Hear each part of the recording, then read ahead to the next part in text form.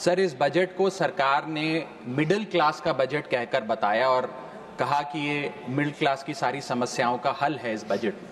तो सबसे पहले सर मैं मिडिल क्लास की चर्चा करना चाहूँगा, उसके बाद अपने भाषण के अन्य भागों पे जाता जाऊँगा। सर, पहली बात तो यह है कि सरकारें मिडिल क्लास को एक आत्मा रहित कंकाल समझती हैं जिसकी हड्डियों पे चढ़ के $5 ट्रिलियन इकोनॉमी बनाना चाहती हैं। सर, इस देश का मिडिल क्लास कमर तोड़ मेहनत करता है, लेकिन इस मेहनत के बावजूद मिडिल क्लास गरीब हो रहा है, अमीर नहीं हो रहा। गरीबों के लिए तो अक्सर सब्सिडीज और स्कीम्स लाई जाती हैं जो कि लानी भी चाहिए। अमीरों के लिए production linked incentives, rebate, tax incentives, न जाने क्या क्या लाया जाता है, लेकिन इस देश के मिडिल क्लास को कुछ हासिल नहीं होता। ऐसा लगता है कि सरकारें समझती हैं कि देश के मिडिल क्लास के ना सपने हैं ना अरमान है, लेकिन वो सोने का अंडा देने वाली वो मुर्गी है जिसकी गर्दन जब चाहे मरोड़ के टैक्स वसूल लिया जाए। इसी के चलते सर मैं कहना चाहता हूं कि इस देश में मांग यानी कि डिमांड इसलिए गिर रही है क्योंकि इस देश का मिडिल क्लास सिकुड़ रहा है। तमाम आंकड़े एफएमसीजी सेक्टर से लेके गाड़ी बेचने वाले कंपनियों की सेल्स के आप उठाकर देखेंगे तो वो आपको यही बताएंगे कि इस देश का मिडिल क्लास खर्च नहीं कर रहा, और खर्च इसलिए नहीं कर रहा क्योंकि उसकी जेब में आमदनी ही नहीं है। मिडिल क्लास खाली सेंसस के लिए नहीं है सर, उसके भी अपने अरमान हैं, उसके अपने सपने हैं। 1989 में यूनाइटेड स्टेट्स ऑफ अमेरिका में एक पिक्चर बनी थी जिसका नाम था Honey I shrunk the kids. मुझे लगता है भारत देश में वर्ष 2025 में पिक्चर बननी चाहिए, honey I shrunk India's middle class. Sir, मैं आपको साफ तौर पे बताना चाहता हूं कि मिडिल क्लास टैक्स उससे वसूला जाता है जैसे उससे किसी अधिकार से हम टैक्स ले रहे हैं और सुविधा उसको एहसान मुताबिक दी जाती है। सर, नेस्ले इंडिया के अभी आंकड़े आए जो इस देश की सबसे बड़ी एफएमसीजी कंपनियों में आता है। उस आंकड़ों में यह पता लगा कि 8 वित्तीय वर्षों में इस वर्ष सबसे कम ग्रोथ उन्होंने दर्ज कराई। और जब नेस्ले इंडिया के चेयरमैन से यह बात पूछी गई कि क्यों आप अपनी लोएस्ट ग्रोथ पर आ गए, तो नेस्ले इंडिया के चेयरमैन ने कहा कि भारत का मिडिल क्लास खरीद नहीं रहा, भारत का मिडिल क्लास सिकुड़ रहा है। मैं महंगी गाड़ी और महंगे मकानों की बात नहीं कर रहा सर, लेकिन सस्ती गाड़ी और सस्ते मकान जो मिडिल क्लास खरीदता है उनकी डिमांड घटती जा रही है, उसकी प्रोडक्शन घटती जा रही है, जिसका सीधा इंपैक्ट हमारी इकोनॉमी पर है। काफी चर्चा हुई सर सरकार द्वारा कि हम मिडिल क्लास के लिए 12 लाख की टैक्स रियायत लेकर आए। मैं सर बतौर चार्टर्ड अकाउंटेंट ये बताना चाहता हूं कि ना ही ये टैक्स एग्जेम्पशन है, ना ही ये टैक्स डिडक्शन है, ये एकमात्र टैक्स रिबेट है। इस रिबेट का स्वागत हम सब करते हैं, हम सबको खुशी हुई, लेकिन मैं आपको इन तीनों में फर्क बताना चाहता हूं और ये दिखाना चाहता हूं कि कैसे चोर दरवाजे से इंडियन मिडिल क्लास से अभी भी इनकम टैक्स वसूला जा रहा है। पहली चीज सर, ये इनकम टैक्स एग्जेम्पशन नहीं है। एग्जेम्पशन होता है जैसे एक सोर्स ऑफ इनकम पर इनकम टैक्स लगे ही ना, जैसे कि इस देश में एग्रीकल्चरल इनकम, खेती बाड़ी से जो कमाई होती है उस पर कोई इनकम टैक्स नहीं लगता। ये वो नहीं है। ये टैक्स डिडक्शन भी नहीं है। टैक्स डिडक्शन होता है कि फर्ज करिए आपने साल में 15 लाख रुपए कमाए, इनकम टैक्स डिडक्शन आपको 12 लाख रुपए की मिली, तो 15 घटा 12, 3 लाख पर आपको इनकम टैक्स देना पड़ेगा। ये टैक्स डिडक्शन भी नहीं है, ये टैक्स रिबेट है।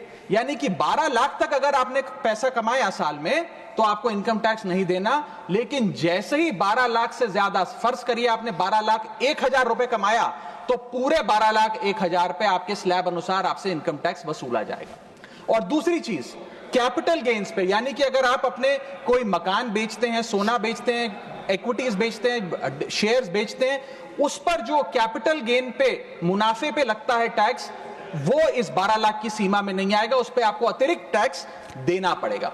सर, लेकिन इस 12 लाख की रियायत से कितने लोगों को भारत देश में फायदा हुआ, यह भी समझने की आवश्यकता है। हम 140 करोड़ की आबादी वाले देश में रहते हैं, जिसमें मात्र 8 करोड़ लोग इनकम टैक्स की रिटर्न भरते हैं, और इन 8 करोड़ लोगों में से मात्र 3 करोड़ लोग इनकम टैक्स भी भरते हैं। यानी कि 8 करोड़ लोग इनकम टैक्स की रिटर्न भरते हैं, 5 करोड़ लोग जीरो इनकम दिखा के अपनी इनकम टैक्स की रिटर्न भरते हैं, जीरो टैक्सेबल इनकम, और उनसे कोई इनकम टैक्स नहीं वसूलती। लेकिन जो बाकी 3 करोड़ बचे, मात्र वो ही इनकम टैक्स भरते हैं। तो किन लोगों का फायदा हो रहा है, यह भी समझने की आवश्यकता है। और इसका मुकाबला आप करिए सर, सीएमआई का डेटा बताता है कि इस देश में कंजम्पशन के आधार पे 43 करोड़ इंडियंस, 43 करोड़ भारतीय भारत की मिडिल क्लास में आते हैं। 43 करोड़ में से मात्र 2 से 3 करोड़ लोगों को ही इसका फायदा होने जा रहा है। उसका हम स्वागत करते हैं, लेकिन बाकियों के लिए क्या? वित्त मंत्री जी ने यह फैसला जब सुनाया तो कहा कि इससे भारत की कंजम्पशन बढ़ेगी, खपत बढ़ेगी और इकोनॉमी का चक्का, इकोनॉमी का पहिया चलने लग जाएगा। मैं आपको बताना चाहता हूं और इस सदन में भविष्यवाणी करता हूं सर कि इस टैक्स रियायत से इस देश की कंजम्पशन नहीं बढ़ने वाली। अगर आप वास्तव में इस देश की खपत यानी कि कंजम्पशन बढ़ाना चाहते हैं तो आपको इनकम टैक्स के साथ साथ जीएसटी नाम का टैक्स कम करना पड़ेगा, क्योंकि जीएसटी वो टैक्स है जो इस देश का अमीर से अमीर आदमी और गरीब से गरीब आदमी भी देता है। जब गरीब आदमी अपने घर में चूल्हा जलाने के लिए माचिस खरीदता है तो उस पर भी जीएसटी देता है, और अमीर आदमी जब सफर करने के लिए मर्सिडीज और बीएमडब्ल्यू खरीदता है उस पर भी जीएसटी देता है। जीएसटी वो लोग भी देते हैं जो इनकम टैक्स नहीं भरते, जीएसटी वो लोग भी देते हैं जिनको सरकार उन 80 करोड़ भारतीयों को जिनको फ्री राशन देती है, जीएसटी उनसे भी वसूला जाता है। तो सही मायने में अगर आप भारत में खपत यानी कि कंजम्पशन को बढ़ाना चाहते हैं, इकोनॉमी रिवाइव करना चाहते हैं, तो आपको जीएसटी कम करना पड़ेगा और जीएसटी स्ट्रीमलाइन करना पड़ेगा। सर, मिडिल क्लास इस देश का सबसे देशभक्त क्लास है जो सबसे ज्यादा टैक्स देता है। और सर, जब नौकरी से लौटता हुआ साधारण पैंट शर्ट पहने मिडिल क्लास का आदमी मेट्रो की लाइन में खड़ा होता है तो उसे यह चिंता नहीं होती कि घर जाकर कौन सी पिक्चर देखूंगा या कौन सा पकवान खाऊंगा।